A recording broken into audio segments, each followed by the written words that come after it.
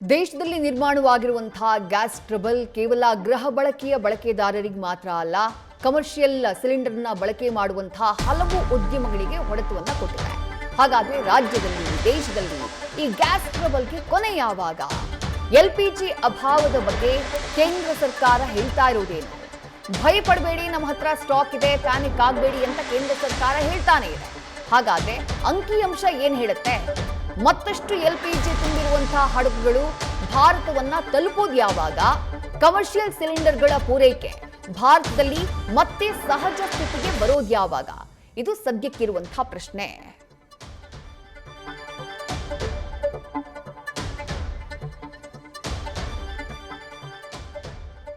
ದೇಶದಲ್ಲಿ ನಿರ್ಮಾಣವಾಗಿರುವಂತಹ ಈ ಸಮಸ್ಯೆಗೆ ಸಂಬಂಧಪಟ್ಟ ಹಾಗೆ ಕೇಂದ್ರ ಸರ್ಕಾರ ಕೊಟ್ಟಿರುವಂತಹ ಮಾಹಿತಿ ಏನು ಅಂದ್ರೆ, ಯುದ್ಧ ಪೀಡಿತ ಪರ್ಷಿಯನ್ ಗಲ್ಫ್ನಲ್ಲಿ ಮೊನ್ನೆ ಸರ್ಕಾರ ಹೇಳಿತ್ತು ನಮ್ಮ 24 ಹಡಗುಗಳು ಸಿಕ್ಕಾಕೊಂಡಿದ್ದಾವೆ ಅಂತ ಹೇಳಿ. ಸದ್ಯ ಅದೇ ಪರ್ಷಿಯನ್ ಗಲ್ಫ್ನಲ್ಲಿ 22 ಹಡಗುಗಳಿದ್ದಾವೆ.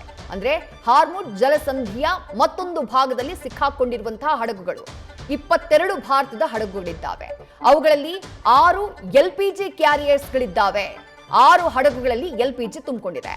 ಆ ಎಲ್ಪಿಜಿ ಭಾರತವನ್ನ ಬಂದು ರೀಚ್ ಆಗಬೇಕು, ಸಮಸ್ಯೆಗಳು ಸರಿ ಹೋಗಿ ಸಹಜ ಸ್ಥಿತಿಗೆ ಗ್ಯಾಸ್ ಪೂರೈಕೆ ಬರಬೇಕು ಅಂದ್ರೆ. ಇನ್ನು 4 ಹಡಗುಗಳಲ್ಲಿ ಕಚ್ಚಾ ತೈಲ ಇದೆ. ಉಳಿದಂತಹ ಹಡಗುಗಳಲ್ಲಿ ಬೇರೆ ಬೇರೆ ರೀತಿಯಾದಂತಹ ಸಾಮಗ್ರಿಗಳಿದ್ದಾವೆ. ಒಟ್ಟು 22 ಹಡಗುಗಳು ಸದ್ಯ ಯುದ್ಧ ಪೀಡಿತ ಪರ್ಷಿಯನ್ ಗಲ್ಫ್ನಲ್ಲಿ ಅಂದ್ರೆ ಸಮುದ್ರದಲ್ಲಿ ಸಿಕ್ಕಾಕೊಂಡಿರೋದು. ಇನ್ನು ನಿನ್ನೆಯೇ ಮಾಹಿತಿ ಲಭ್ಯ ಆಗಿತ್ತು, 2 ಹಡಗುಗಳು ಈಗಾಗಲೇ ಆ ಹಾರ್ಮುಜ್ ಜಲಸಂಧಿಯನ್ನ ದಾಟಿದ್ದಾವೆ ಅಂತ ಹೇಳಿ. ಆ 2 ಹಡಗುಗಳು ಕ್ರಮವಾಗಿ ನಾಳೆ ಹಾಗೆ ನಾಡಿದ್ದು ಭಾರತವನ್ನ ರೀಚ್ ಆಗ್ತಾವೆ. ಭಾರತದ ಬಂದರಿನಲ್ಲಿ ಬಂದು ಲ್ಯಾಂಡ್ ಆಗ್ತಾವೆ. ಒಂದು ಶಿವಾಲಿಕ್ ಹಡಗು, ಮತ್ತೊಂದು ನಂದಾದೇವಿ ಹಡಗು. ಒಂದು ನಾಳೆ ಬರುತ್ತೆ, ಮತ್ತೊಂದು ನಾಡಿದ್ದು ಬರುತ್ತೆ. ಆ 2ರಲ್ಲಿ ಒಟ್ಟಾಗಿ 92,700 ಮೆಟ್ರಿಕ್ ಟನ್ ಎಲ್ಪಿಜಿ ಬರ್ತಾ ಇದೆ. ಹಾಗಾಗಿ ಸದ್ಯ ಎದುರಾಗಿರುವಂತಹ ಸಮಸ್ಯೆಗೆ ತಕ್ಕ ಮಟ್ಟಿಗಿನ ಒಂದು ಪರಿಹಾರ ಈ 2 ಹಡಗುಗಳ ಮೂಲಕ ಸಿಗಬಹುದು ಅನ್ನುವಂತಹ ನಿರೀಕ್ಷೆಯನ್ನ ಇಟ್ಕೊಳ್ಳಲಾಗಿದೆ. ಇನ್ನು ಗೃಹ ಬಳಕೆಯ ಸಿಲಿಂಡರ್ನ ವಿಚಾರದಲ್ಲಿ ಯಾವುದೇ ರೀತಿಯಾದಂತಹ ಆತಂಕ ಇಲ್ಲ. ನಮ್ಮಲ್ಲಿ ಸ್ಟಾಕ್ ಇದೆ, ನಾವು ಪ್ರಯಾರಿಟೈಸ್ ಮಾಡಿದ್ದೀವಿ. ಡೊಮೆಸ್ಟಿಕ್ ಬಳಕೆದಾರರಿಗೆ ಮೊದಲ ಆದ್ಯತೆಯ ಮೇರೆಗೆ ನಾವು ಸಿಲಿಂಡರ್ಗಳನ್ನ ನೀಡ್ತಾ ಇದ್ದೀವಿ ಅಂತ ಹೇಳಿ ಕೇಂದ್ರ ಸರ್ಕಾರ ಹೇಳ್ತಾ ಇದೆ. ಆದ್ರೂ ಎಲ್ಪಿಜಿಯ ಪ್ಯಾನಿಕ್ ಬುಕಿಂಗ್ ಕಡಿಮೆಯಾಗ್ತಾ ಇಲ್ಲ. ಅಂದ್ರೆ ಜನ ಎಷ್ಟು ಭಯಗೊಂಡಿದ್ದಾರೆ, ಎಷ್ಟು ಆತಂಕಗೊಂಡಿದ್ದಾರೆ ಅಂತಂದ್ರೆ, ಮೊನ್ನೆ 75 ಲಕ್ಷ ಸಿಲಿಂಡರ್ ಬುಕಿಂಗ್ ಆಗಿತ್ತು ಒಂದೇ ದಿನಕ್ಕೆ. ಅಂದ್ರೆ ನಮ್ಮ ದೇಶದ ಸರಾಸರಿ ಸಿಲಿಂಡರ್ ಬುಕಿಂಗ್ ನ ನಾವು ಅಂಕಿ ಸಂಖ್ಯೆಗಳನ್ನ ಗಮನಿಸಿದ್ರೆ 50 ರಿಂದ 55 ಲಕ್ಷ ಪ್ರತಿನಿತ್ಯ ಬುಕಿಂಗ್ ಆಗುವಂತಹ ಸಿಲಿಂಡರ್ಗಳು. ಆದ್ರೆ ಜನ ಎಷ್ಟರ ಮಟ್ಟಿಗೆ ಗಾಬರಿಯಾಗಿದ್ದಾರೆ ಅಂತಂದ್ರೆ, ಮಾರ್ಚ್ 12ನೇ ತಾರೀಕು ಒಂದೇ ದಿನ 75.7 ಲಕ್ಷದಷ್ಟು ಸಿಲಿಂಡರ್ಗಳನ್ನ ಬುಕಿಂಗ್ ಮಾಡಿದ್ರು ಜನ. ನಿನ್ನೆಯೂ ಕೂಡ ಆ ಪ್ಯಾಟರ್ನ್ ಕೂಡ ಏರಿದೆ. ಆ ಗ್ರಾಫ್ ಮತ್ತಷ್ಟು ಏರಿಕೆಯಾಗಿದೆ. ನಿನ್ನೆ ಒಂದೇ ದಿನ 88.8 ಲಕ್ಷದಷ್ಟು ಸಿಲಿಂಡರ್ಗಳ ಬುಕಿಂಗ್ ಆಗಿದೆ. ಜನ ಗಾಬರಿಯಿಂದ ಎಲ್ಲಿ ಸಿಗುತ್ತೋ ಇಲ್ವೋ ಅನ್ನುವಂಥ ಆತಂಕದಲ್ಲೇ ಸಿಲಿಂಡರ್ಗಳನ್ನ ಬುಕಿಂಗ್ ಮಾಡ್ತಿದ್ದಾರೆ. ಸಿಗಲ್ಲ ಅನ್ನುವಂಥ ಭಯದಲ್ಲೇ ಈ ರೀತಿಯಾದಂತಹ ಒಂದು ಬಿಹೇವಿಯರ್ನ ಜನ ತೋರಿಸ್ತಿದ್ದಾರೆ. ದೇಶದ ಡೊಮೆಸ್ಟಿಕ್ ಎಲ್ಪಿಜಿ ಉತ್ಪಾದನೆ 31% ಏರಿಕೆಯಾಗಿದೆ ಅಂತ ಹೇಳಿ ಕೇಂದ್ರ ಸರ್ಕಾರ ಭರವಸೆಯನ್ನ ಕೊಟ್ಟಿದೆ. ನಾವು ಏರಿಕೆಯನ್ನ ಮಾಡ್ತಾನೆ ಇದೀವಿ. ಯುದ್ಧ ಆರಂಭ ಆದಂತಹ ಟೈಮ್ನಲ್ಲಿ ಈ ಪ್ರಮಾಣ 10%ರಷ್ಟಿತ್ತು.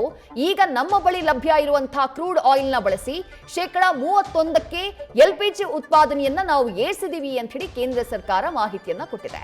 ಅದರ ಜೊತೆಗೆ ಕೇಂದ್ರ ಸರ್ಕಾರ ಮತ್ತೊಂದು ವಿಚಾರವನ್ನ ರಿಕ್ವೆಸ್ಟ್ ಮಾಡ್ತಾ ಇದೆ ದೇಶದ ನಾಗರಿಕರಲ್ಲಿ, ಯಾವುದೇ ಕಾರಣಕ್ಕೂ ಏಜೆನ್ಸಿಗಳ ಮುಂದೆ ಹೋಗಿ ಕ್ಯೂ ನಿಲ್ಬೇಡಿ. ಈಗಾಗಲೇ ಕಂಪ್ಲೀಟ್ ಈ ಸಿಲಿಂಡರ್ ಬುಕಿಂಗ್ ವ್ಯವಸ್ಥೆಯನ್ನ ಆನ್ಲೈನ್ ಮಾಡುವಂತಹ ಕೆಲಸವನ್ನ ಕೇಂದ್ರ ಸರ್ಕಾರ ಮಾಡಿದೆ. ಹಾಗಾಗಿ ಪ್ಯಾನಿಕ್ ಆಗಬೇಡಿ, ಸಿಲಿಂಡರ್ನ ತಗೊಂಡು ಹೋಗಿ ಕ್ಯೂ ನಿಂತ್ಕೊಂಡು ಸಂಕಷ್ಟವನ್ನ ಅನುಭವಿಸಬೇಡಿ. ಆನ್ಲೈನ್ ನಲ್ಲೇ ಬುಕ್ ಮಾಡಿ, ಸಿಲಿಂಡರ್ ನಿಮ್ಮ ಮನೆಗೆ ರೀಚ್ ಆಗುತ್ತೆ ಅನ್ನುವಂತಹ ಭರವಸೆಯನ್ನ ಕೇಂದ್ರ ಕೊಟ್ಟಿದೆ. ಇನ್ನು ಒಂದು ನಿಯಮ ಇದೆ ಸಿಲಿಂಡರ್ ಬುಕ್ ಮಾಡೋದಕ್ಕೂ ಕೂಡ.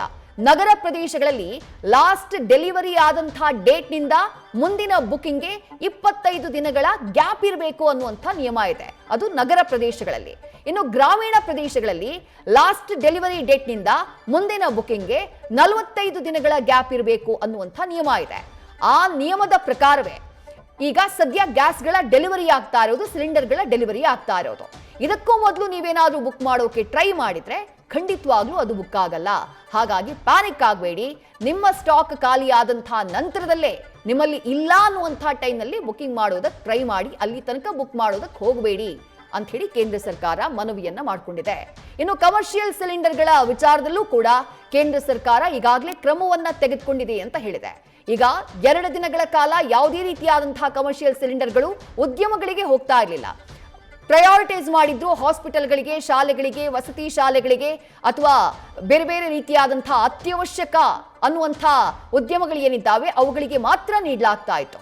ಆದರೆ ಈಗ ನಿನ್ನೆಯಿಂದ ಸುಮಾರು 29 ರಾಜ್ಯ ಹಾಗೆ ಕೇಂದ್ರಾಡಳಿತ ಪ್ರದೇಶಗಳಲ್ಲಿ 20% ಕಮರ್ಷಿಯಲ್ ಸಿಲಿಂಡರ್ಗಳ ಹಂಚಿಕೆಯನ್ನ ಆರಂಭ ಮಾಡಲಾಗಿದೆ, ಇನ್ಕ್ಲೂಡಿಂಗ್ ಹೋಟೆಲ್ ಉದ್ಯಮ.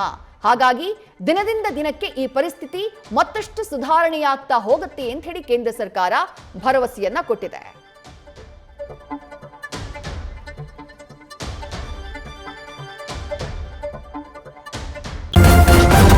ನ್ಯೂಸ್ ಫಸ್ಟ್ ನಿರ್ಭೀತಿಯಿಂದ ನಿಮ್ಮ ಪರವಾಗಿ.